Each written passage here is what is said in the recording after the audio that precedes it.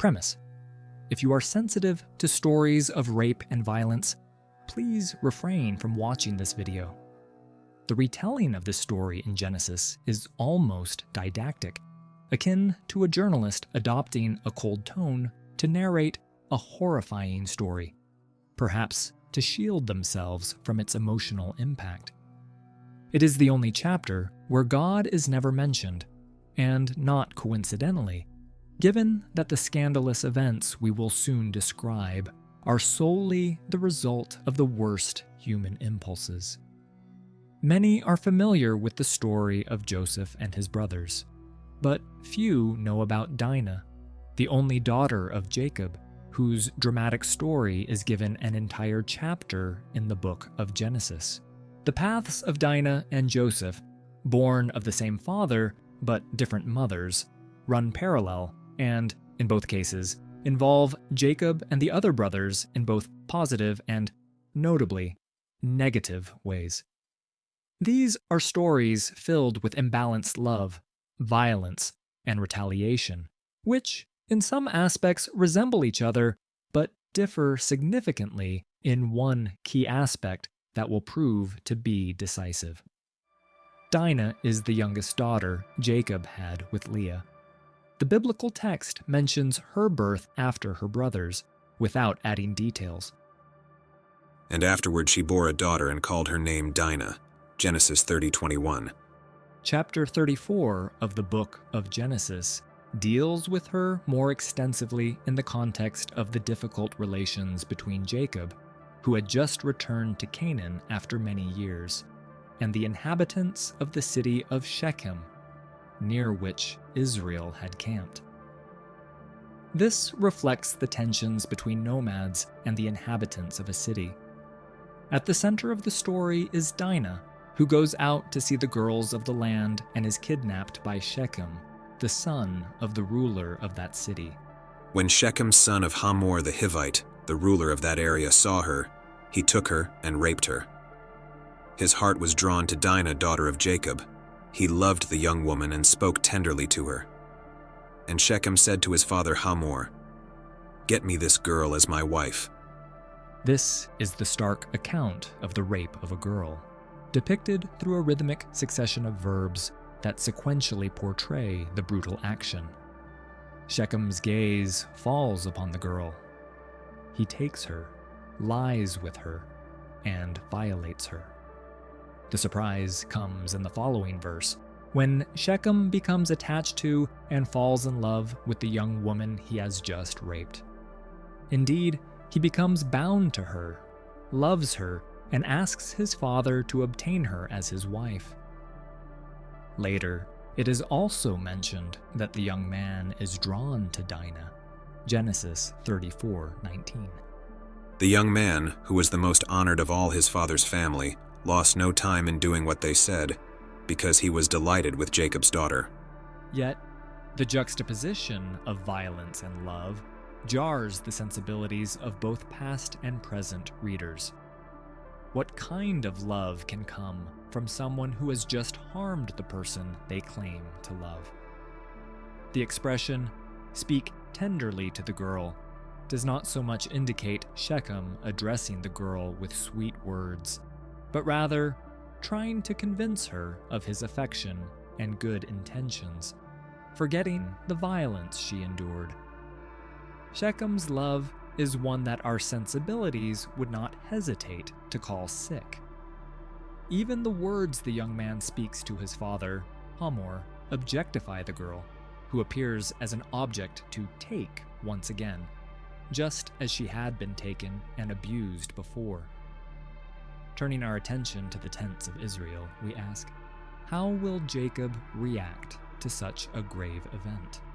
When Jacob heard that his daughter Dinah had been defiled, his sons were in the fields with his livestock, so he did nothing about it until they came home. Genesis 34:5. Jacob's silence is emblematic, a sign of a temporizing wait, indicating uncertainty about how to proceed, or perhaps indifference toward the daughter he had with Leah. There is no emotional reaction to such a grave event. maybe the girl's brothers will react differently. Meanwhile, Jacob's sons had come in from the fields as soon as they heard what had happened. They were shocked and furious because Shechem had done an outrageous thing in Israel by sleeping with Jacob's daughter, a thing that should not be done. Genesis 34:7. This verse lends itself to a dual interpretation. Jacob's sons returned from the field because they heard about what happened to their sister, highlighting their concern for Dinah, or upon returning from the field, they learn about the tragedy that befell their sister. In the latter case, it would be the element of surprise that shocks them. The complex emotional reaction of the brothers contrasts sharply with Jacob's deafening silence. There is pain for their sister, but also anger, which will culminate in a fierce revenge. The revenge of Jacob's sons is a dish served cold, as their anger is well masked, while they deceitfully, Genesis 34:13, speak to Hamor and his son. They pretend to accept the proposal of marriage for Dinah and the invitation to intermarry with them to become one people, but they impose a condition in return: the circumcision of all the inhabitants of Shechem.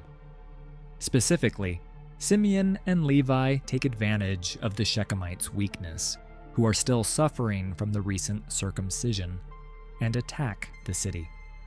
They not only free Dinah, who had been taken captive, but also kill all the males, plunder Shechem, and take the wealth, animals, and even the women and children as spoils.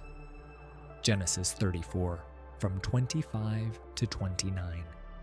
3 days later, while all of them were still in pain, 2 of Jacob's sons, Simeon and Levi, Dinah's brothers, took their swords and attacked the unsuspecting city, killing every male. They put Hamor and his son Shechem to the sword and took Dinah from Shechem's house and left. The sons of Jacob came upon the dead bodies and looted the city where their sister had been defiled. They seized their flocks and herds and donkeys and everything else of theirs in the city and out in the fields. They carried off all their wealth and all their women and children, taking as plunder everything in the houses. Thus, the city is subjected to a harsh punishment through a rescue operation that turns into a true massacre. In light of all this, Jacob breaks his silence to complain about the disastrous consequences of their action, which will affect him and his family due to the bad reputation that will now follow them. Then Jacob said to Simeon and Levi, "You have brought trouble on me by making me obnoxious to the Canaanites and Perizzites, the people living in this land. We are few in number, and if they join forces against me and attack me, I and my household will be destroyed." But they replied, "Should he have treated our sister like a prostitute?" Genesis 34:30. Despite sympathizing with the brothers after this statement, let us remember that they were the ones who, out of jealousy, sold their brother Joseph as a slave not long ago.